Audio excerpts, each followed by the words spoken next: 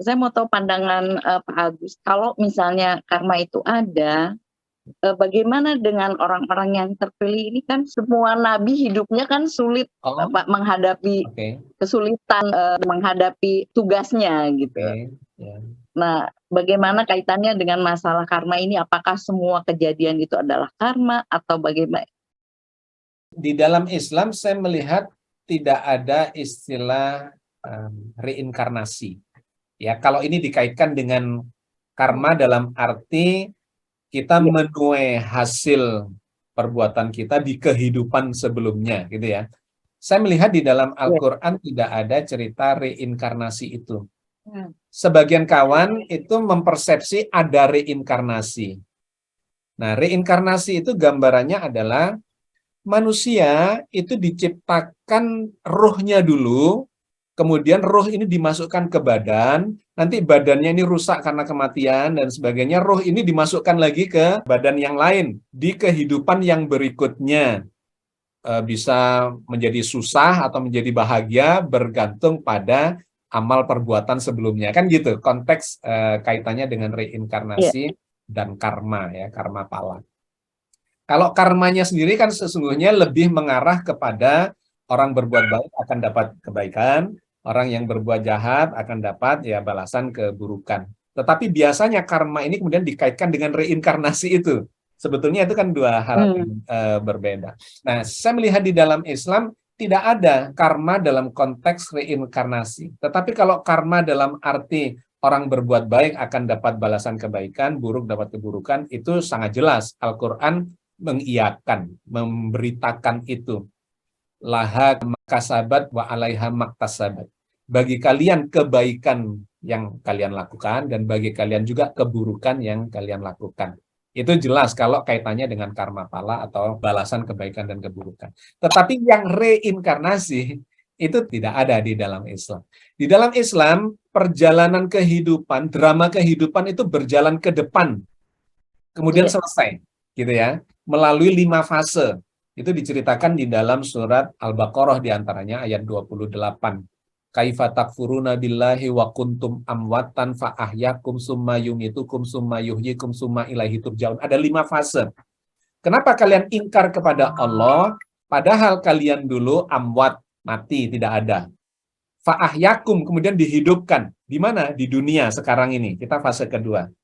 Summa yumitukum kemudian dimatikan, masuk ke alam barzah. Summa yuhyikum kemudian dihidupkan lagi, masuk di fase akhirat. Dan yang kelima, summa ilahi turja'un, kembali kepada Allah.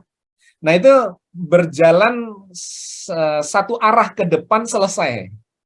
Jadi drama kehidupan manusia di dalam Islam tidak digambarkan berulang berbolak-balik ke belakang, kemudian muncul lagi, tidak. Tetapi drama alam semesta memunculkan manusia, kemudian manusia melewati 5 fase itu, kemudian diselesaikan, selesai. Nanti Allah akan menciptakan lagi drama berikutnya. Kita ada atau nggak ada, wallahu alam. Itu bisa saja kita cuma ada ya di fase ini selesai. Berikutnya ya terserah Allah, wong Allah itu maha menciptakan. Dimulai lagi penciptaan alam semesta, kemudian ada lagi kehidupan dengan dramanya, kemudian selesai. Kemudian diciptakan lagi. Itu yang diajarkan oleh Al-Quran. Jadi agak berbeda dengan konsep reinkarnasi. Karena memang manusia itu kalau di dalam Islam bukan diciptakan dalam bentuk ruh, terus badannya diadakan. Bukan. Ruh itu kalau di Islam tidak mewakili kemanusiaan. Ruh itu mewakili ketuhanan. Yang mewakili kemanusiaan itu jiwa. Ya, jadi ada badan, ada jiwa, ada ruh. Kalau dalam bahasa Inggris ada body, ada mind, ada spirit. Iya. Nah, body itu hardware-nya, mind itu software-nya, spirit itu adalah potensi kehidupannya. Spirit atau ruh itu adalah potensi ketuhanan. Kehidupan itu punyanya Tuhan. Potensi kehendak itu punyanya Tuhan. Ya, potensi mendengar, melihat, mencipta. Yang itu ditularkan melalui roh, dimasukkan ke dalam badan, kemudian hiduplah manusia itu karena roh itu, dan muncullah eksistensi kemanusiaan yang namanya jiwa. Nah, jiwa inilah substansi dan esensi kemanusiaan. Yang bertanggung jawab itu adalah jiwa, bukan roh. Roh itu netral. Tidak ada roh jahat, itu nggak ada. Roh itu netral. Yang bisa jahat itu adalah nafs, jiwa. Nah, jadi hidup itu netral, potensi ilahiyah. Tapi begitu masuk ke jiwa, digunakan untuk baik atau buruk hidupnya. Kehendak itu netral. Tapi begitu masuk ke manusia, jiwanya ini kemudian menjadikan berkehendak baik atau berkehendak buruk. Potensi mendengar itu sifat ilahiyah, netral. Begitu pada manusia, mendengar baik atau buruk. Melihat baik atau buruk. Ya, mencipta baik atau buruk dan seterusnya. Nah, yang bertanggung jawab adalah jiwa, di mana jiwa itu tidak diciptakan dulu, melainkan bersamaan dengan badan.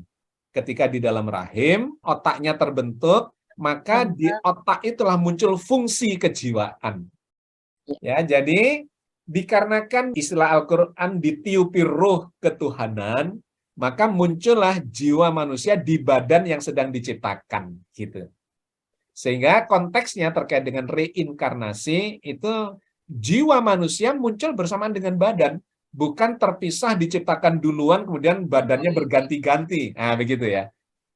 Itu kalau konsep di dalam Islam. Sehingga saya berkesimpulan Islam tidak mengenal konsep reinkarnasi, tetapi mengenal konsep karma pala dalam arti baik dapat balasan baik, buruk dapat balasan buruk di dalam drama yang 5 babak atau 5 fase itu.